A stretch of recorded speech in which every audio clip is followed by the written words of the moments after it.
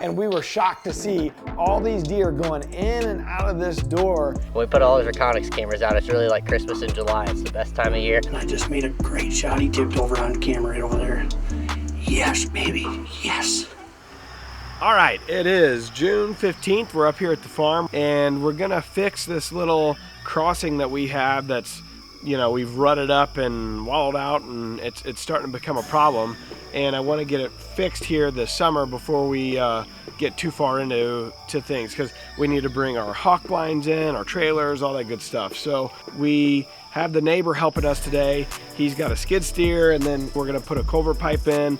He's gonna kind of get everything smoothed out first, put the pipe in, and then we got a dump truck coming full of rock. So this is just one of those things when you own a farm or you have a piece of property, it's not necessarily the fun stuff, but it's the stuff that makes your access easy. It makes, you know, life easy as you get into the winter months and you get snow and rain and all those things. We want to be able to get to the back of the farm. Well, this is at the very front of the farm. So taking care of it now, and hopefully it'll pay dividends later on this year.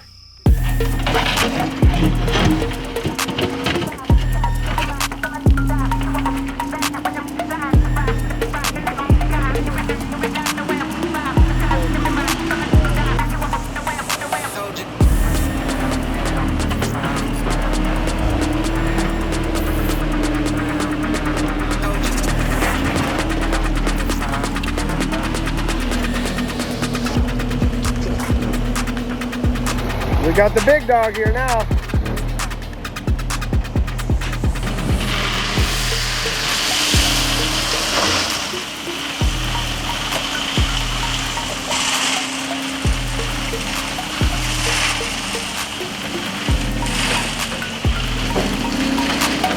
All right, we got the culvert pipe in, dump truck came in, unloaded the rock, and Mark came in with a skid steer and did what he does. It's so nice to see these guys in here because they do such great work and they do it in such short order. It took like an hour. So now he's got the grappler back on, and he's going up through a few of the brush piles that we had back in February, and we tried doing some burns on those brush piles and they didn't burn all the way down. So he's kind of reworking those up and combining a few of them, and I think we're gonna try to burn them down one more time. So just doing a little bit of cleanup work while we have the equipment here, and I think that's gonna call it for the day, but it's here about noon right now, and so far we've gotten a lot of the big projects that we wanted done that will allow us to do a lot of our smaller projects in the future. So I call the win for June 15th. We're good to go. Everything so far is going pretty smoothly up at the new farm. The neighbor Mark is helping us get everything cleaned up. He's got a skid steer, which is invaluable.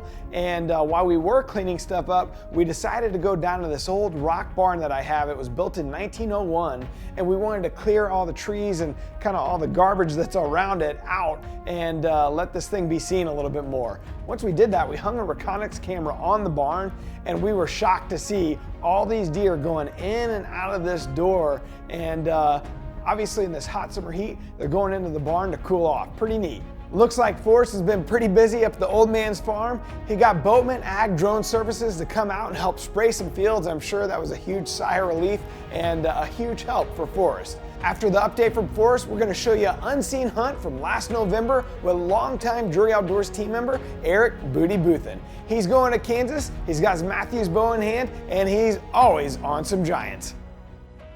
You know, technology has changed a great deal over the last 5 years, and you look at the advent of DeerCast with the predictability model, and then we added maps, and I used the combo of the two when the season's here, but the prep work we do going into the season, this time of the year when it comes to rainfall, I'm constantly looking at rain station, I'm constantly laying out new plots, figuring out access trails in and out, laying out where I want my cameras, marking those with waypoints on the map, using my maps to lay out all the plots, all the boundaries, all the different camera locations. There's a lot of different aspects to DeerCast, and planning for the upcoming season is probably one of the strongest.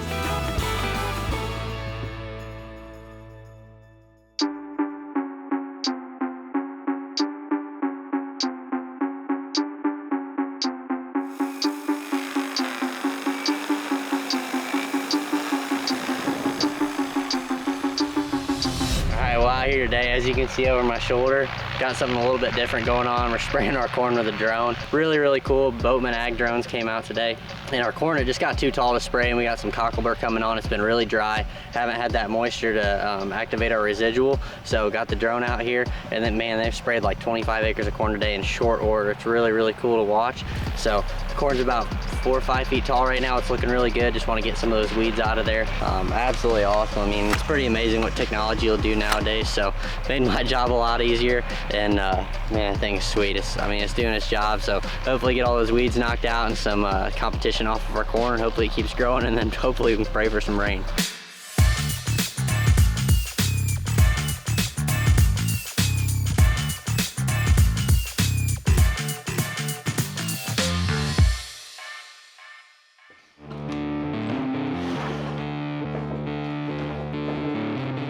Well, out here on Terry's farm, it's beginning part of July here. It's time to get those cameras out and rolling. Some of these bucks are starting to get developed enough where we're starting to recognize a few familiar faces driving around doing a little velvet scouting. So gonna get our cameras out on the farm. Got a bunch of Reconyx Hyperfire 2 cellular cameras. Absolutely love these cameras. Been running them a couple of years, and that's what we're putting out. So got batteries in a bunch of them, getting SD cards in them, getting the settings correct, and getting the cards formatted, and we're gonna be putting them out here today. One thing we like to do, I know on the Reconyx app, it's super easy with those locations to change which cameras run around. We put a little piece of duct tape on there just to keep track of where our cameras were last year. Makes it super easy. That way when we get them out, we don't have to go through and try to change all the locations on all the cameras once we get them out, try to recognize the spot. Makes it super, super easy. So gonna get them out here, and hopefully we start getting some pictures of some familiar faces, and can start building that story. Put a little hit list together for this year, and looking forward to it. That's that time of year. It's getting down to crunch time. Got about 2 months left till season, so gonna get these cameras ready to roll, and we're gonna get them put out here today.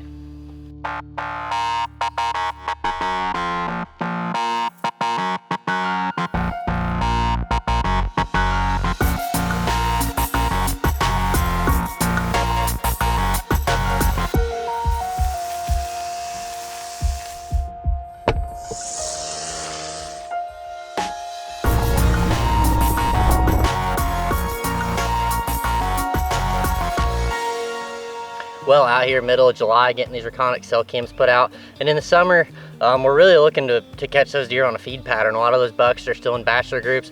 They're out there, they're trying to eat the greenest, most tender food source. So like this camera, this is one of my favorite ones on the farm. We got this beautiful lush biologic non-typical clover field here, and those deer, they typically come out, they bed up in the timber and down in these draws off the sides, come up, and a lot of times they'll nibble on this non-typical clover here a little bit, and then they'll work out. Obviously you can see these soybeans behind me.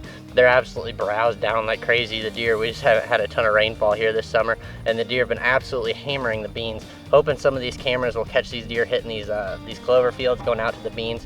And that's our strategy overall, get those cameras on a green food source. So a lot of these cameras we're putting out, they're on trails that are coming out of the timber going into the beans, or they're actually gonna be on that food source, trying to catch deer out there feeding. So hopefully we'll start getting some pictures here pretty quick. When we put all those Reconyx cameras out, it's really like Christmas in July. It's the best time of year. Start seeing what bucks are showing up and what they're looking like. Well, out here beginning of July, building some arrows for this fall. I'm gonna be shooting the VAP TKO 350s, the Elite series. I mean, they got a straightness of .001.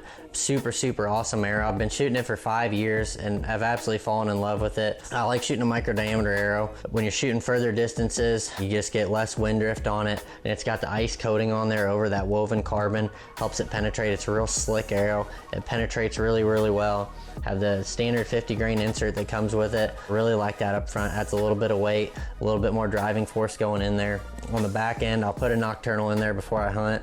I shoot a real low profile vein. I like that, just get less drag. And when I'm building my arrows, the first thing I do, put a wrap on there. I like shooting a wrap. I use a shorter one. I get wraps the standard length, cut them in half. That way I can get 2 arrows out of each wrap, just a personal preference. Then I put a little mark on there and I go out and stand 3 or 4 yards from the target.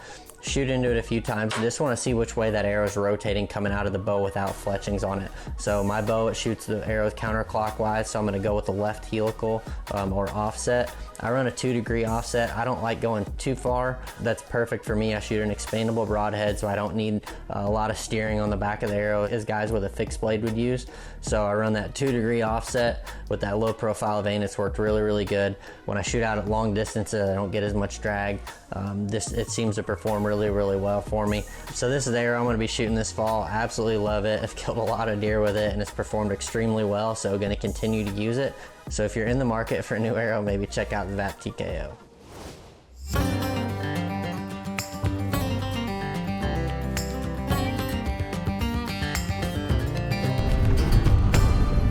Well, tonight we're gonna change it up a little bit.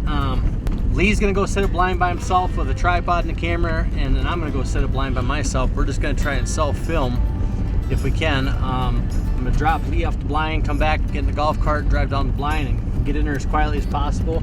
That's what we're gonna do tonight. The bucks are just starting to break up those a little bit. Hopefully we can catch one on the loose, looking for another honey, and get one on the ground tonight. See what happens.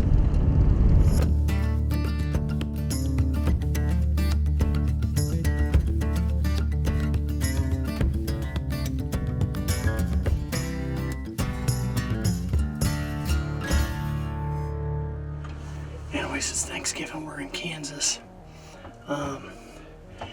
We're down to about 2-3 days left, but the weather's getting right now, and these are the best days in Kansas, in my opinion. All the big boys are starting to break up from the does. Like right now, as I speak, I'm sitting here having an interview with you, and there's a dandy 3.5-year-old sitting out here, just walked in. But anyways, we're sitting in this big bottom, really tight to bedding area, and there's a winter wheat field straight north of us. Pick Milo, and in here is full of locusts, and there's locust pods everywhere in this pasture. So they're feeding in this pasture, and then they're going up the winter wheat and the Milo. So it's really tight to bedding. I try to get as close as I can to bedding. There's about 3 big shooters on this farm, and a little bit of luck, we're gonna have some fun tonight. But I'm gonna get on this buck to show you guys right now. It's gonna be a stud. Check this thing out. Right there. Thing's gonna be a giant. Look at that thing. Wow, that thing's gonna be a stud.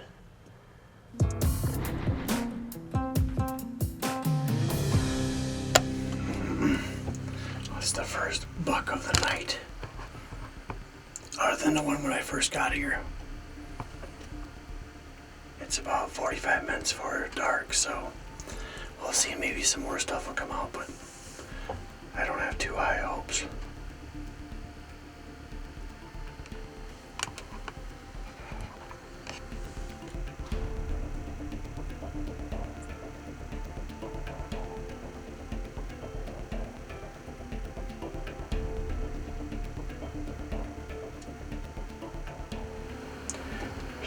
There's a pile of deer all over here. About 3 or 4 different bucks. Big one, one of the big ones we're after, just jumped the fence behind the wall of the blind. I'm gonna try to tilt the camera over and get some video of him coming in.